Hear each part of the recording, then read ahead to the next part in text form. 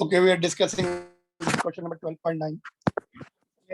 12.5 EV energy दी गई, तो हमने देखा कि थर्ड एंड वन का एनर्जी डिफरेंस 12.09 है, फोर्थ एंड वन का 12.75 है। तो इससे कम है और इससे ज्यादा है, तो it will not be able to reach to the fourth, but it will be able to reach to third. Third में पहुंच जाएगी, उसके बाद रिटर्न आएगी, थर्ड से 2 में एंड 2 से 1 में, या फिर डायरेक्ट आ सकती है ना, इट कैन कम डायरेक्टली। तो कौन कौन सी सीरीज मिलेगी? या तो इसमें हमें बामर सीरीज मिल सकती है या लाइमन सीरीज मिल सकती है। बामर सीरीज की एक लाइन मिलेगी, लाइमन की 2 मिलेंगी। नंबर ऑफ स्पेक्ट्रल लाइन अगर हमें निकालना है तो n into n-1/2, n is the number of orbit in which electron is there। किसमें थर्ड में है वो, तो 3 into 2/2, टोटल 3 लाइंस मिल रही। देखो, एक ये। ऑलराइट,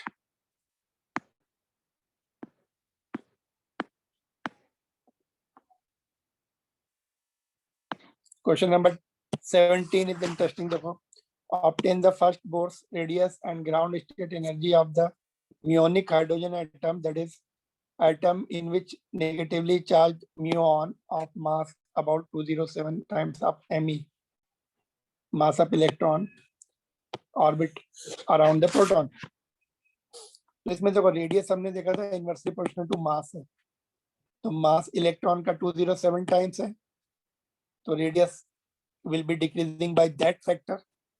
एंड एनर्जी में m ऊपर आता है, क्योंकि if you remember potential energy में k q1 q2 by r, r inversely proportional to m, तो m ऊपर आ जाता है। तो यहाँ पे E directly proportional to m हो गया, तो एनर्जी 207 टाइम्स हो जाएगी, डिक्रीज हो गई है ना, माइनस है ना, फर्दर डिक्रीज हो गई। किलो इलेक्ट्रॉन वोल्ट में लिख सकते हो।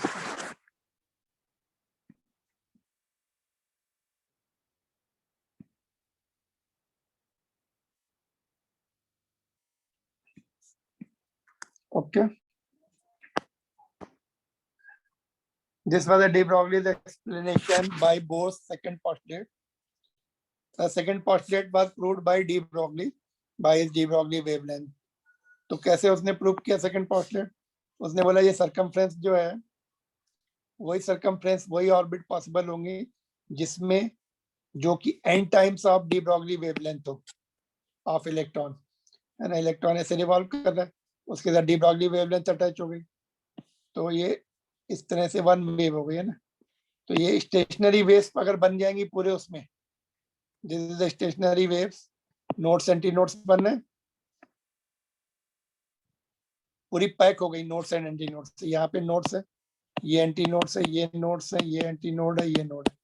इस तरह से स्टेशनरी वेव्स बन गई which will not radiate any energy, therefore electron can be stable in this orbit। that is what was the quantization, है ना।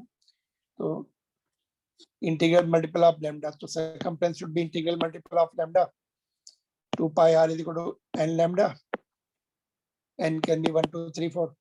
तो lambda क्या होता है? D Broglie wavelength h upon mv, ये वैल्यू यहाँ पुट कर दी, mv को इधर ले आए और 2 पाई को नीचे भेज दिया, mv को इधर, तो mvr is equal to nh upon 2 pi. Second postulate prove हो गया।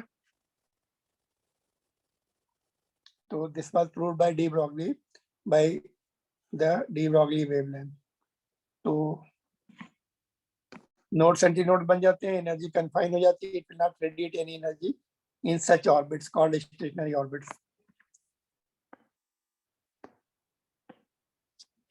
देखो, एक क्वेश्चन ये था कि अगर पोटेंशियल जो है प्रोटॉन एंड इलेक्ट्रॉन का इस फार्मूले से रिलेट किया जाए, तो रेडियस जो है it will be directly proportional to n और n स्क्वायर और सो ऑन। वैसे तो हमने directly proportional to, I mean radius directly proportional to n square पढ़ा था, बट यहाँ पर ये थोड़ा potential and potential energy change हो गई, इनवर्स स्क्वायर लॉ वाली नहीं है। तो इसको कैसे सॉल्व करेंगे? पहले पोटेंशियल है तो पोटेंशियल से पोटेंशियल एनर्जी आ जाएगी, QV, Q की जगह माइनस EV, V पुट कर देंगे, फिर इसको अगर हम डिफरेंशिएट करते हैं तो फोर्स मिलता है du/dr, उस फोर्स को mv²/r से इक्वेट कर देंगे तो हमें वेलोसिटी मिल जाएगी which will be independent of r, constant मिल जाएगी। फिर सेकंड पोस्टुलेट से हम बोल सकते हैं mvr is equal to nh/2π से r direct proportional to n, अगर v कांस्टेंट हो गया। पहले क्या v r पे डिपेंड करता था, अगर इनवर्स इसको आप फॉलो करें कूलम्ब्स लॉ से। तो this is different types of force they have given. तो let us see u is equal to qv, q की वैल्यू इलेक्ट्रॉन के चार्ज के बराबर पुट कर दी, इसको डिफरेंशिएट करेंगे तो log r/r0 कांस्टेंट है, इट विल बी r/r0 और r का कोफिशिएंट भी यहाँ पे आ जाता है, कांस्टेंट यहाँ भी आ जाएगा, r गेट कैंसल, ev0/r, इसको सेंट्रीपिटल फोर्स से इक्वेट कर दिया, r गेट्स कैंसल, तो v ये मिल गया, ev कांस्टेंट है, v0 इनिशियल पीक पोटेंशियल भी कांस्टेंट है, divide by mass of electron भी कांस्टेंट है। तो mvr is equal to nh/2π, m भी कांस्टेंट, v भी कांस्टेंट, h/2π भी कांस्टेंट, तो r direct proportional to n। तो ऑप्शन नंबर ए।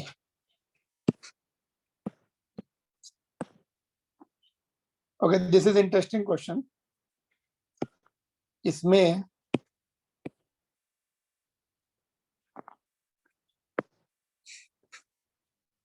ये helium atom, neutral helium atom है, इसमें फर्स्ट इलेक्ट्रॉन को निकालने के लिए 24.6 EV एनर्जी लग रही, तो दूसरे को निकालने में कितनी एनर्जी लगेगी और टोटल एनर्जी कितनी लगेगी, दोनों को ऐड कर देंगे बाद में,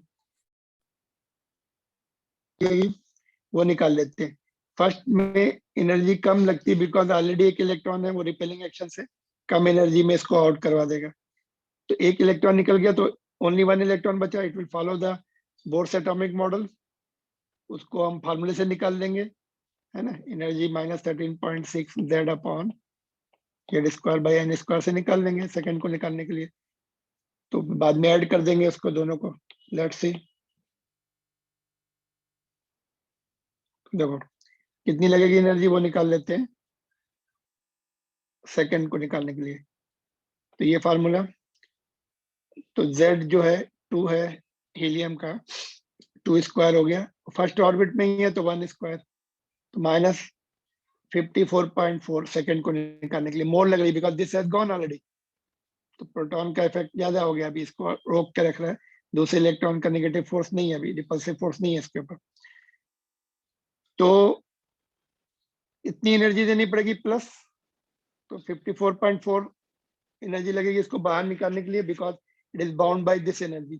पहले कितनी लगी थी 24.6, तो 24.6 प्लस 54.4 79, ऑप्शन नंबर डी। तो लॉजिकल क्वेश्चन, एक इलेक्ट्रॉन निकलने के बाद it will follow the Bohr's atomic model, तो उसके लिए फार्मूले से निकाल सकते हैं। 2 इलेक्ट्रॉन के लिए बोर्स एटॉमिक मॉडल नहीं लगेगा।